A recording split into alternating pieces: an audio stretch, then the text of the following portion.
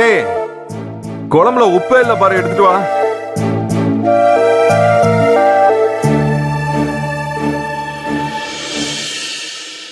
Doctor உப்பு வைக்காதீங்க.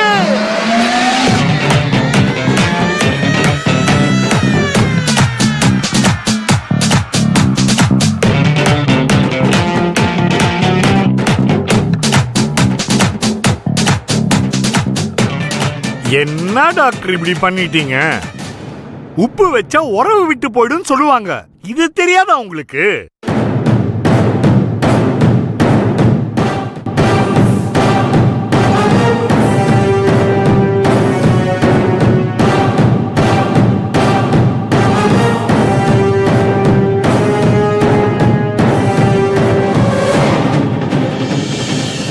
அட ஆமா பல்கண்ண, உப்பு வச்சா உறவு விட்டு போயிடும்.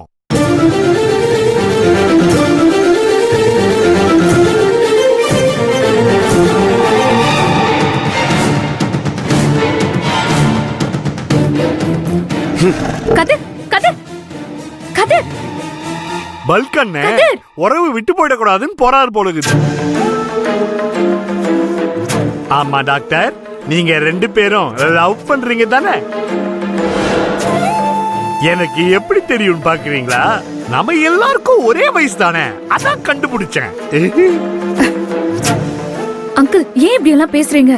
யாராவது கேட்டா தப்பா நினைப்பாங்க. டாக்டர் என்ன அங்கிள்லாம் கூப்பிடாதீங்க.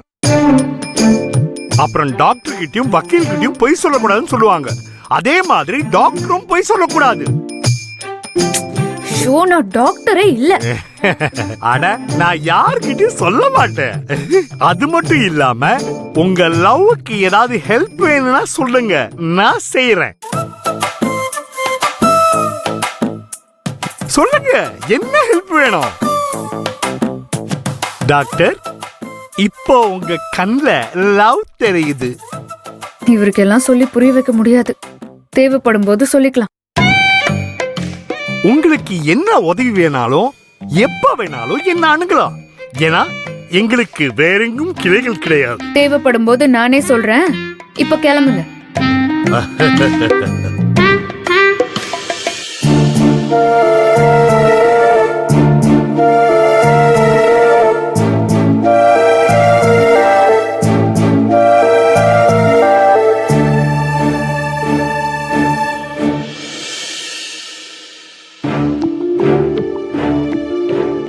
அத்தா,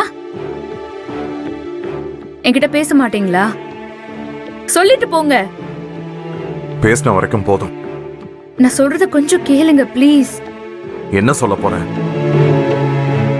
இன்னைக்கு சாப்பாடுல நீ உப்பு வைக்கும் போது உன் மனசுல என்ன இருக்குங்கிறது எனக்கு புரிஞ்சிருச்சு. என் உறவே வேணான்னு நினைச்சுதானே எனக்கு உப்பு வச்சிருக்க. உன்னை பார்க்கும் போதெல்லாம் நான் தப்பு பண்ணிட்டேனேன்னு எவ்வளவு வேதனைப்பட்டிருக்கேன் தெரியுமா? அதெல்லாம் உனக்கு எங்க புரிய போகுது? ஐயோ, அது யதார்த்தமா நடந்தது. உப்பு வைக்கிறதுக்கு பின்னாடி இப்படி ஒரு நம்பிக்கை இருக்குன்னு எனக்கு சத்தியமா தெரியாது. சாமி கால்ல எலுமிச்சம்பழம் வைக்கிற சடங்கு தெரியுற உனக்கு இது தெரியாதுன்னு சொன்னா நம்புற மாதிரியா இருக்கு? எனக்கு எப்போ காது குத்தியாச்சு, நீ இன்னொரு தடவை குத்த வேண்டாம்.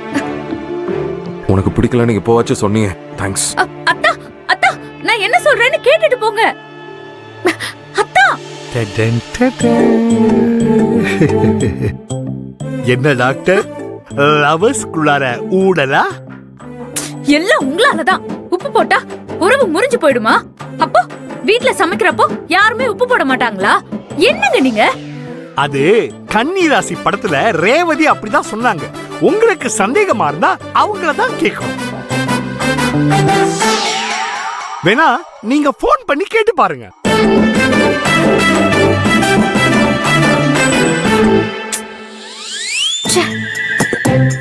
இந்த அத்தானுக்கு பேசி புரிய வைக்கலான்னு பார்த்தா நான் என்ன சொல்ல வரேன்னு கேட்கவே மாட்டேங்கிறாரு.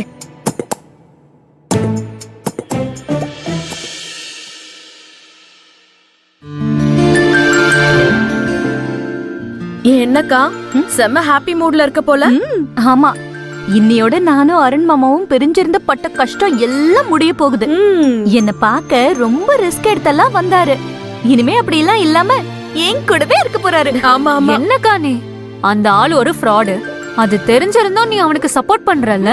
இது பாரு, இது வரைக்கும் நீங்க அவரை என்ன வேணாலும் சொல்லிருக்கலாம். இப்ப அம்மாவே அவரை ஏத்துக்கிட்டு வர சொல்லிருக்காங்க. இனிமே அவரை பத்தி ஒரு வார்த்தை தப்பா பேசுனீங்க அப்புறம் நான் சும்மாவே இருக்க மாட்டேன் சொல்லிட்டேன். சரிதான். எவ்ளோ படிச்சு என்ன உயரத்துக்கு போனாலும் அதுவும் கழுத்துல ஒரு தாலின்னு ஒன்னு ஏறிட்டா புருஷன் தான் உலகன்னு மாறிடுவேல. ஏதோ அக்காவாச்சேன்னு சொன்ன, பிடிக்கலனா விடு. சரி சரி விடு. இந்த ஹாப்பி மூட அப்படியே ரீல்ஸ் எடுத்து போடலாமா?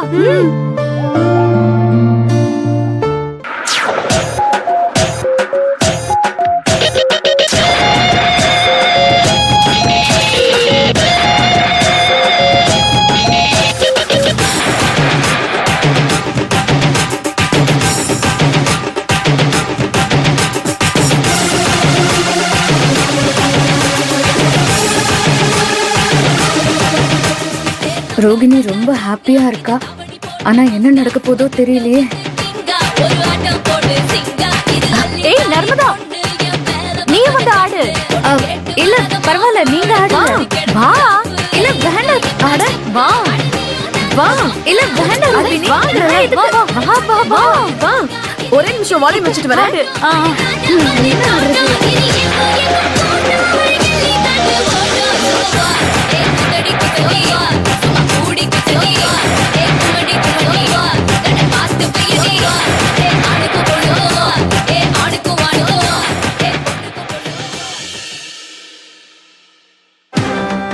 எஸ், சாதிச்சிட்டாரு. ஓ 300 கோடி ரூபாய் ப்ராஜெக்ட் இவ்வளவு சீக்கிரம் ஒர்க் அவுட் ஆகும்னு நினைச்சு கூட பார்க்கல. ஆமா, அத்தை நம்ம மேல கொலை வெறியில இருந்தாங்க.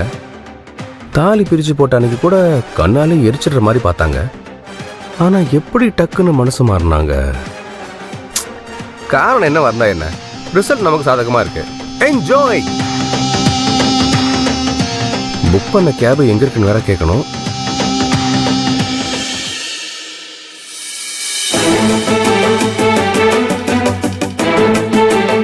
டேய் வெளியில கிளம்பிட்டியா? சாப்பிட்டு போடா.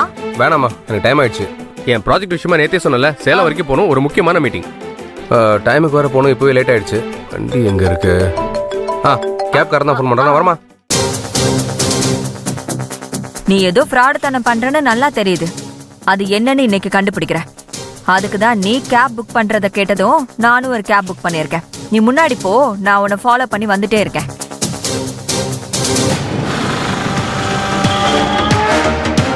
வந்துடுறேன்.